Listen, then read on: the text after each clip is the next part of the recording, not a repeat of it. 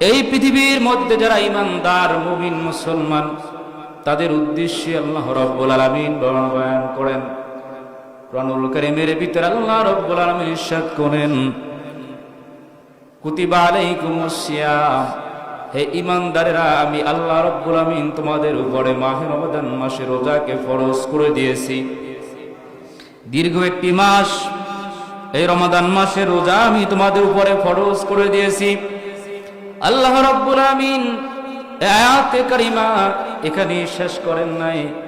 আল্লাহ রাব্বুল আলামিন আয়াতের শেষ অংশে বলে দিলেন, এবার একটি মাস লম্বা সময়ে আমি রমাদান মাসে রোজা তোমাদের উপরে ফরজ করে দিয়েছি। তোমরা চিন্তা করতে পারো যে একটা মাস ধরে দিনের বেলায় খাবার আহার আল্লাহ আমাদের প্রতি হারাম করে দিয়েছেন। এত লম্বা সময় 30টা দিন রমাদান মাসের রোজা, এই কঠিন বিধান হয়তো আমাদের পূর্বে কোন নবী রাসূলদের প্রতি আল্লাহ নাজিল করেন নাই।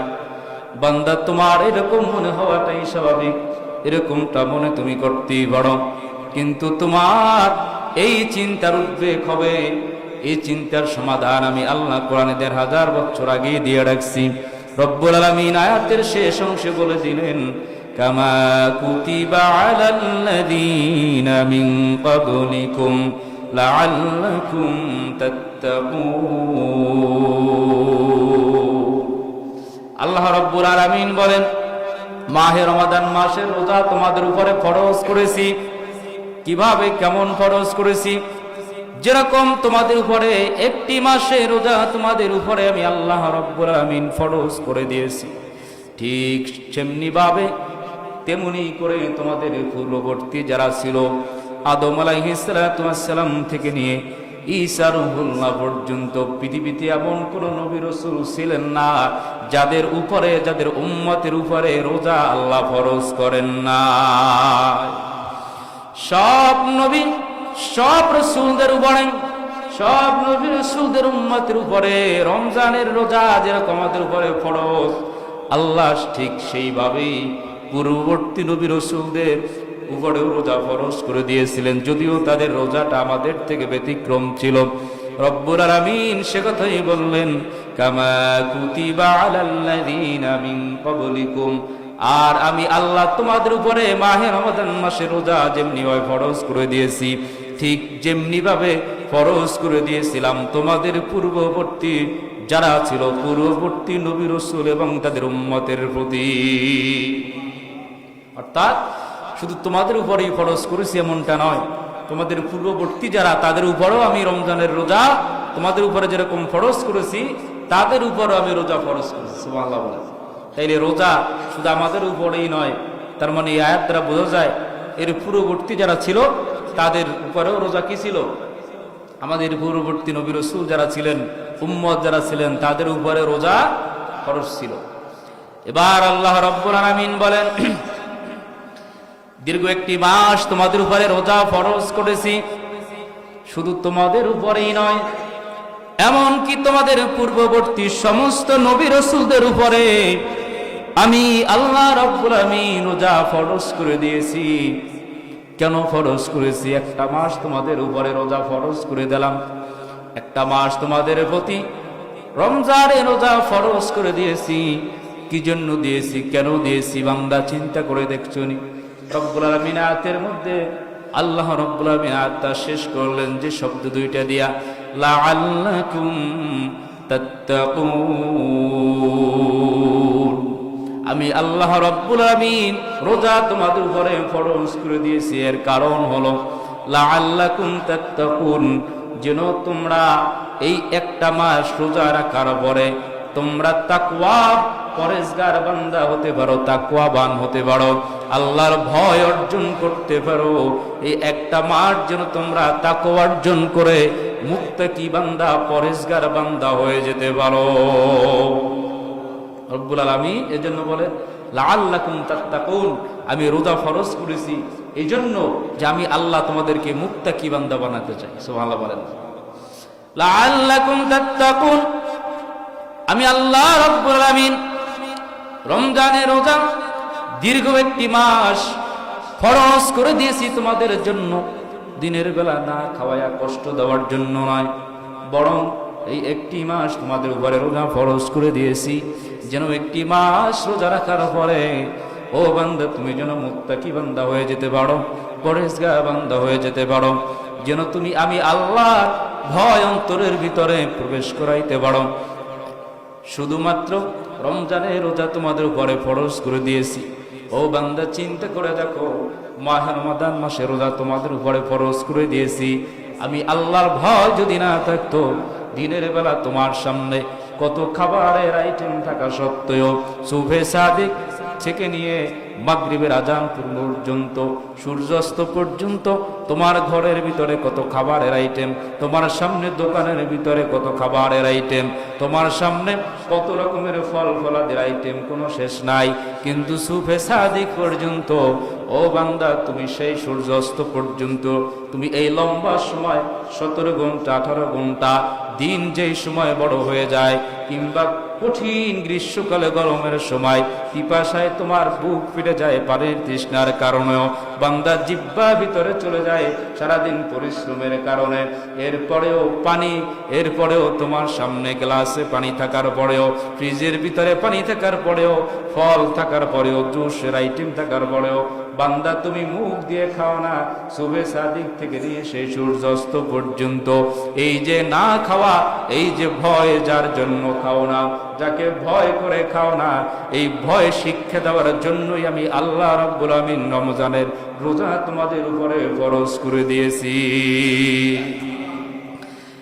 একই বান্দা তোমার সামনে কত রকমের খাবার থাকে, যখন সুবহে সাদিক হয়ে যায়, সাহারি খাওয়া শেষ সময় পর্যন্ত, যখন আজান হয়ে যায়, সাহারি খাওয়ার সময় শেষ যখন বলে, বান্দা তোমার খাবারটা ঠেলে দিয়ে ভোর রাত্রে সাহারি খাইতে উঠতে দেরি হয়ে গেছে, হয় না এরকম? সাহারি খাইতে উঠতে দেরি হয়ে গেছে, উঠে হঠাৎ করে দেখে 2 মিনিট বাকি আছে, কত রকমের খাবার সাহারির জন্য আয়োজন করা হয়েছে, কথা বলেন না? কিন্তু বান্দা দেখে 2 মিনিটের ভিতরে খাবার খাওয়া সম্ভব নয়, কুলি করে একটা গ্লাস পানি খায়, একটা গ্লাস পানি খেয়ে সারাটা দিন কাটায় দেয়। কেন বান্দা? কি জন্য বান্দা?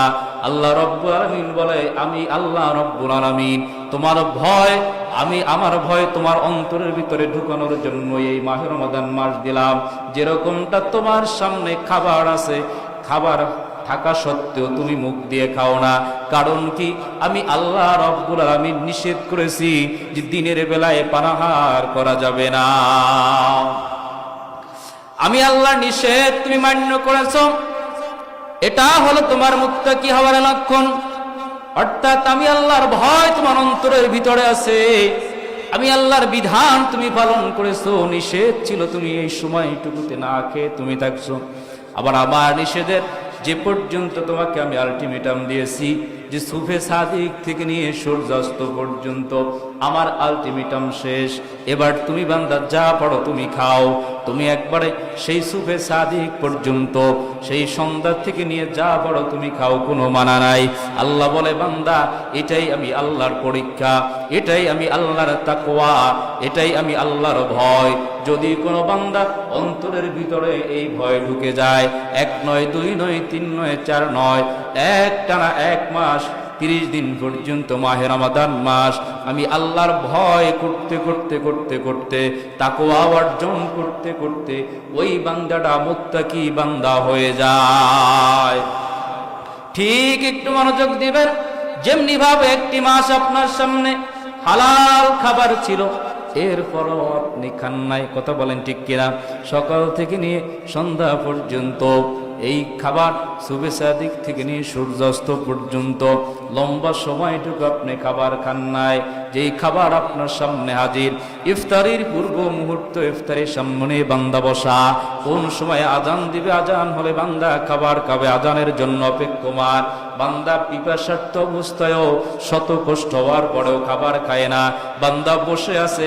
আল্লাহ রব্বুল আলামিন বলে, এটা আমার তাকওয়া, তাকওয়া বান্দা, এটাই আমি আল্লাহর ভয়। তুমি আমাকে ভয় করে তুমি খাবার খাইতেছো না, পানি পান করতেছো না।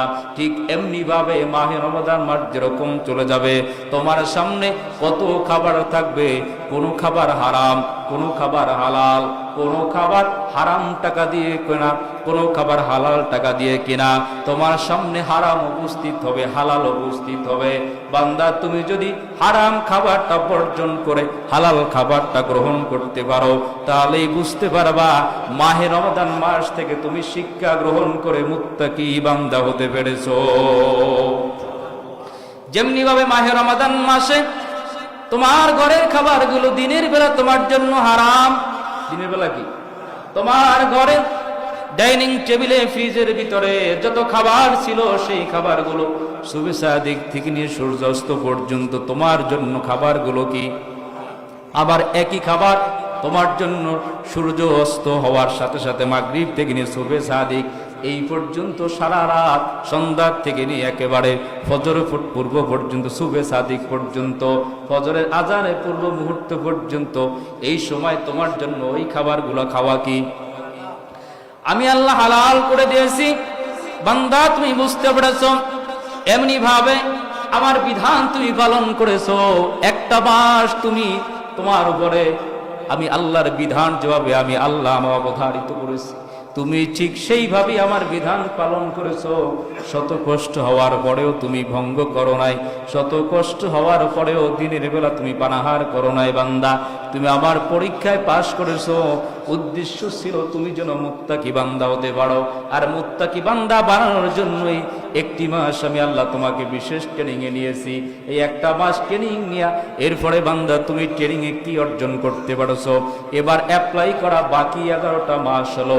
এই এক মাস ট্রেনিং, বাকি 11 মাস হলো এই ট্রেনিং তোমার বাস্তব জীবনের ভিতরে অ্যাপ্লাই করার সুযোগ। বাস্তব জীবনে বাকি 11টা মাস তুমি সেই ট্রেনিং, এক মাস যে ট্রেনিং নিয়েছো আমি আল্লাহর তাকওয়া অর্জন করেছো। যেহেতু রোজার উদ্দেশ্যই হলো লাআল্লাকুম তাত্তাকুন, তোমাকে আমি মুত্তাকি বানাতে চাই, আমি আল্লাহর ভয় অর্জন করাইতে চাই। আমি আল্লাহকে ভয় করো, আমি আল্লাহর নির্দেশ মানো, আমি আল্লাহ তোমাকে এটাই বুঝাইতে চাই। আমি আল্লাহ চাই তুমি মুত্তাকি পরহেজগার বান্দা হয়ে যাও। এই জন্যই রমাদান মাসে রোজা তোমার উপরে ফরজ করে দিয়েছি। বান্দা ঠিক যেমনি ভাবে রমাদান মাসে দিনের বেলা যে খাবারগুলো তোমার জন্য হারাম, রাতের বেলা সেই খাবারগুলো তোমার জন্য হালাল। রাতের বেলা যে খাবারগুলো তোমার জন্য হালাল, দিনের বেলা সেই খাবারগুলো তোমার জন্য হারাম। তুমি সেই হারাম খাবারগুলোকে তুমি ভক্ষণ করো নাই, সেই খাবারগুলোকে তুমি খাও নাই, সময়ের জন্য অপেক্ষা করেছো। শত কষ্ট হওয়ার পরেও, ক্ষুধার্ত পিপাসার্ত হওয়ার পরেও তুমি সেই খাবার খাও নাই, কখনো সময় হবে।